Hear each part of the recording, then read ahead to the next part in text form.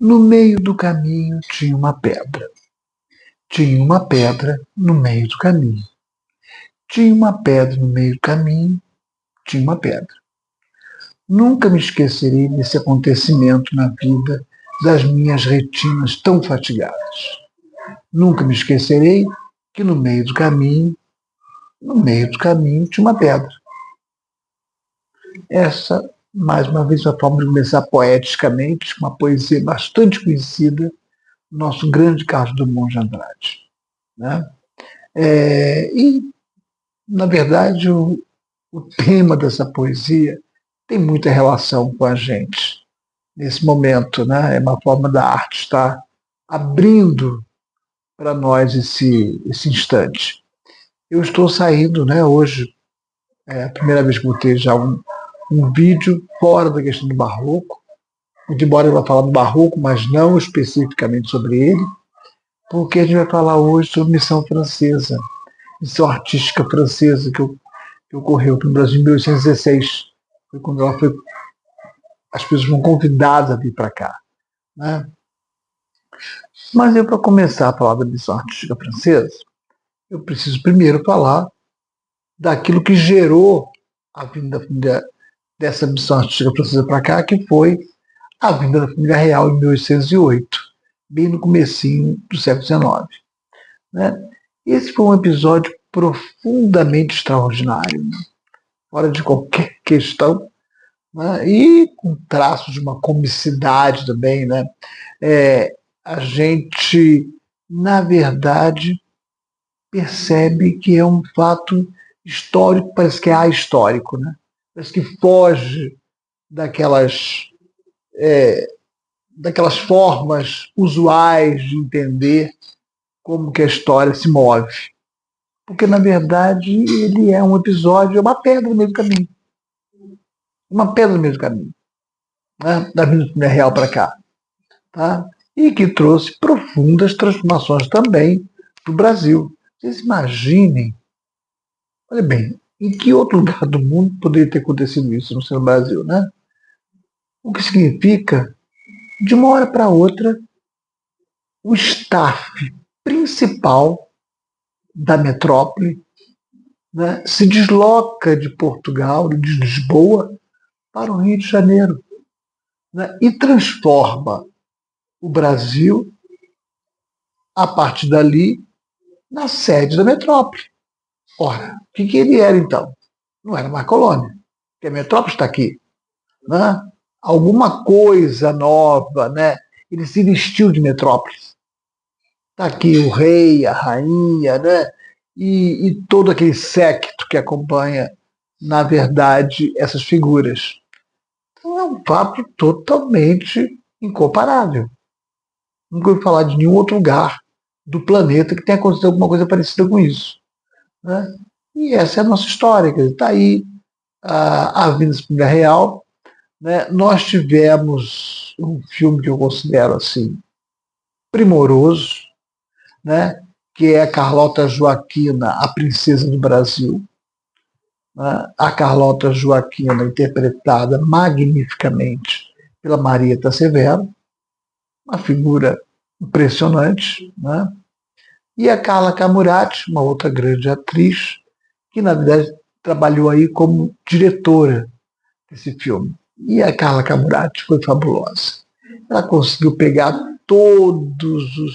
as reentrâncias, todos as entrelinhas do que estava, na verdade, né, por trás daquela família real. Né? E a gente vê que é, é a arte, né, se pronunciando, é a arte falando sobre aquele momento. Então, acho que o filme foi de uma felicidade impressionante. Acho que quem, por acaso, né, que está agora me ouvindo, não tenha visto o filme, por favor, peguem no YouTube, peguem em algum lugar, mas assistam Carlota Joaquim na Princesa do Brasil, que realmente vale muito a pena. Né? Tem cenas muito engraçadas, sem sombra de dúvida nenhuma, né? Porque é impossível não ter uma comicidade disso tudo. Mas o que é, de repente, tem aquele bando de gente. Nós sabemos nós, hoje, né, ao estudar que isso tem a ver com o domínio de Napoleão na Europa, né, o medo que, na verdade, abalou Dom João VI e boa parte do seu séquito, pegaram os navios e vieram embora. Né? Vieram, na verdade, se refugiar aqui na principal colônia que ele tinha, que era o Brasil. Então é muito interessante, né? Não deixa de ser também cômico, é claro. Né? E com isso, é lógico que você percebe uma questão importante aí, né? Que é o fato de que, com isso, algumas mudanças vão acabar ocorrendo. Né? Como, por exemplo, ele veio para cá em 1808, em 1815 teve o Congresso de Viena, lá na Europa, que eram as forças, digamos, reacionárias, né? Eram as forças que tentavam fazer voltar o poder das antigas aristocracias derrubadas com a Revolução Francesa. E Napoleão estava tentando impor essa nova visão, digamos, capitalista de mundo na Europa. Né? E, é, e, naturalmente, que Dom João VI e todo o seu staff, né? Eles eram exatamente um daqueles pontos que Napoleão queria acabar. Afinal de contas, era uma monarquia. Né? E ali era a questão mesmo de tentar fazer com que a Europa fugisse desse status ainda ligados, né, a essa ordem antiga, né, a ordem do absolutismo monárquico. Né? Eles queriam, na verdade, entrar para práticas liberais burguesas, sem sombra de nenhuma, não é a igualdade, liberdade, fraternidade que a população da Europa sempre sonhou, não era isso. Era uma liberdade, igualdade, fraternidade para a burguesia. Né? Isso Napoleão estava de fato fazendo. Tá? Então, o que a gente percebe é que o Congresso de Viena foi uma tentativa de busca, de retomada dessas forças aristocráticas. Né? E, logicamente, que Portugal participou, mesmo no Brasil, vai mandar sua representação para lá. E para ele ter um papel mais relevante dentro do Congresso de Viena, o que ele fez? Ele juntou o território brasileiro ao seu próprio território. Ora, país nenhum da Europa iria ser maior do que Portugal agora. Concorda? A Europa cabe inteira dentro do Brasil. Então não tem como, né, se pensar nessa possibilidade, né, de você ver essa situação acontecendo. Né? Então o que ele fez? Elevou o Brasil à categoria de Reino Unido. Reino Unido a Portugal e Algarve.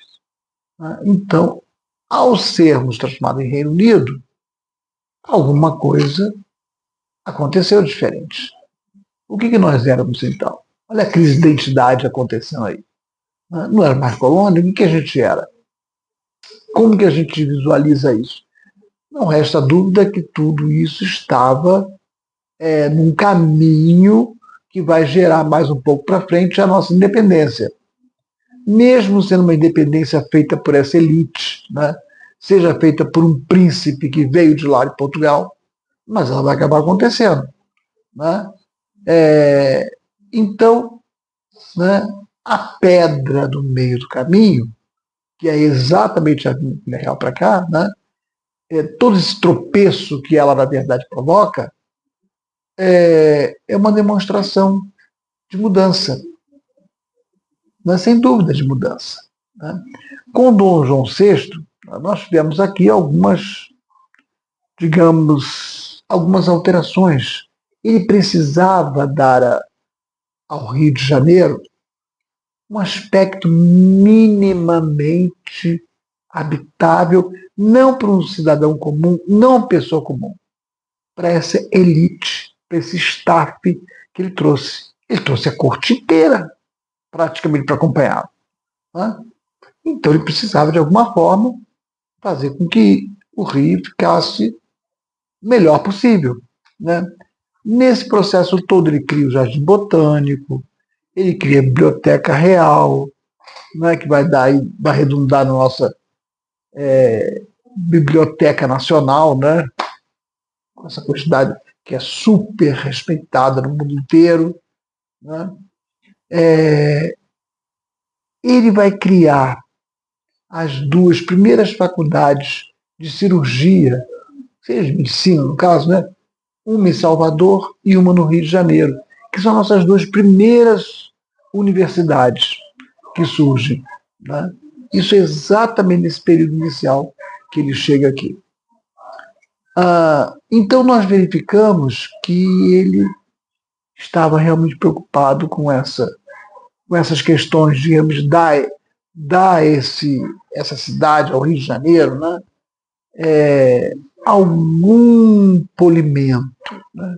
Fazer com que, né? E a gente sabe, até o filme mostra bem isso, né? O quanto a Carlota Joaquim era irritada com tudo aqui, porque ela queria de volta a Lisboa dela, ela queria de volta a Europa dela. Né? Ela considerava que era impossível, né, uma colônia como o Brasil chegar sequer aos pés do requinte que ela havia deixado lá. Né? Não só de Portugal, mas da Europa como um todo. Então ela queria voltar. A grande felicidade dela é quando ela consegue retornar. Né? Mas, de qualquer forma, essas coisas vão acontecendo. E tem uma informação dentro dessa lista de novidades, né, de questões que foram feitas. Né?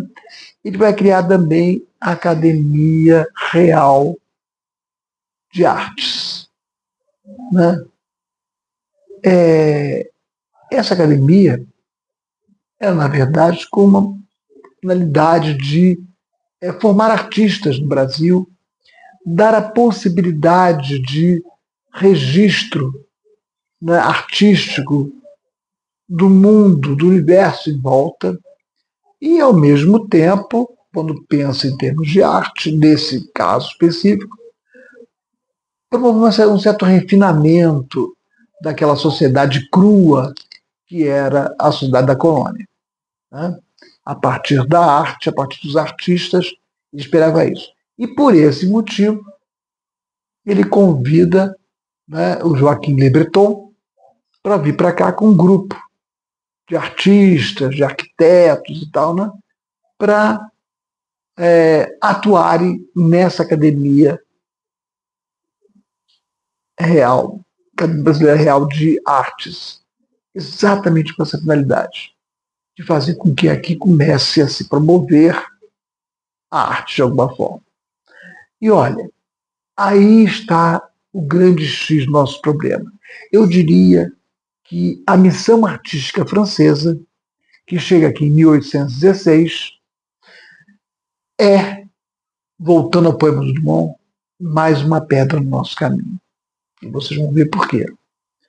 A gente não pode esquecer que essa missão artística francesa, né, ela vem para cá já com toda aquela simbologia do domínio napoleônico. Né? Exatamente, ela era contrária a tudo que representava a velha ordem. Né? Tudo, as ligações com as aristocracias que foram derrubadas do poder. E, logicamente, a arte que aquela aristocracia, que aquela igreja católica venerava, que era o barroco, vai ser completamente excluída do mapa da arte. Né? O que os artistas franceses, pós-Revolução Francesa, vão querer fazer? Eles vão exatamente buscar, né,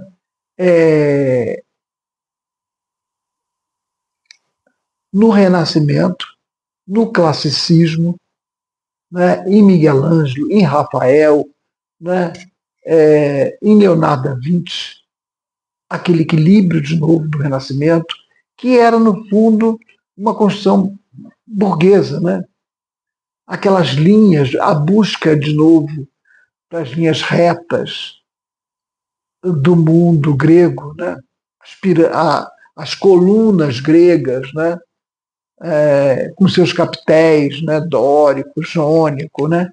É a volta disso tudo no âmbito da própria arquitetura.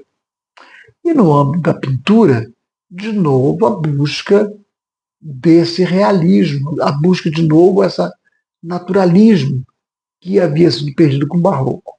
Nada mais de rococó, né, de volutas, não, nada mais disso. Né? Agora era a volta das linhas retas. E eles vão abominar tudo que está sendo feito no Brasil, né? Tudo barroco que se fazia no Brasil. Logicamente que eles não tiveram um olhar propriamente imparcial para olhar o nosso barroco. Se tivesse prestado atenção, viria que o nosso barroco era o nosso barroco. Não tinha nada a ver. Tinha muito pouco a ver com barrocos lá. É claro que a gente tem que admitir, né, que aqui também era a ligação do nosso barroco era com a igreja. A igreja católica, as ordens religiosas estavam por trás de todas as obras barrocas. Né? Isso é verdade. Né? Então tem essa relação, essa ligação existia de fato. Mas, além disso, ali estava se estruturando formas de arte próprias.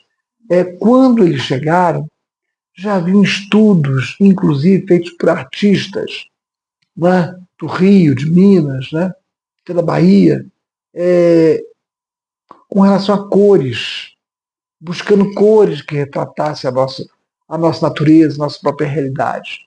Isso, isso tudo, quer dizer, todo esse andamento, né, que vinha sendo feito, em termos de brasilidade, foi totalmente interrompido com a Missão Francesa. Houve um corte, uma pedra enorme, imensa, no meio do caminho. Eles não consideraram nada, né? Tudo para eles, eles colocaram tudo num saco só, que era o saco do barroco, era o saco exatamente da ordem antiga, da ordem aristocrática, né? Da ordem da nobreza, do absolutismo, e que precisava ser jogado no lixo. Então, foi isso que eles fizeram. A partir dali, a nossa arquitetura, se pensar, no Rio tem esse corte epistemológico. Né? Você vê exatamente que o barroco foi até ali. Dali para frente, toda a nossa arquitetura vai ser neoclássica. Né? Vai ter uma quantidade enorme de prédios no Rio de Janeiro que são, né, prédios gregos, né? São prédios que têm aquele frontal grego, que tem aquelas colunas gregas, exatamente na linha do neoclassicismo, que é esse que vai imperar. E os artistas que vão entrar para a Academia Brasileira Real de Artes vão ter que se afinar com esse padrão de arte, essa arte acadêmica. Né? E era uma academia. Nós vamos trazendo da Europa a academia.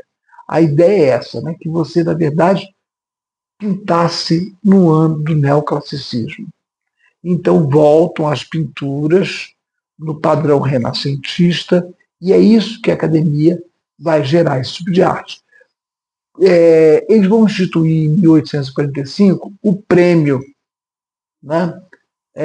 O prêmio de viagem, que é uma viagem à Europa, né, para aqueles artistas que se destacavam. Então, logicamente, que eles vão para a Europa aprender o quê?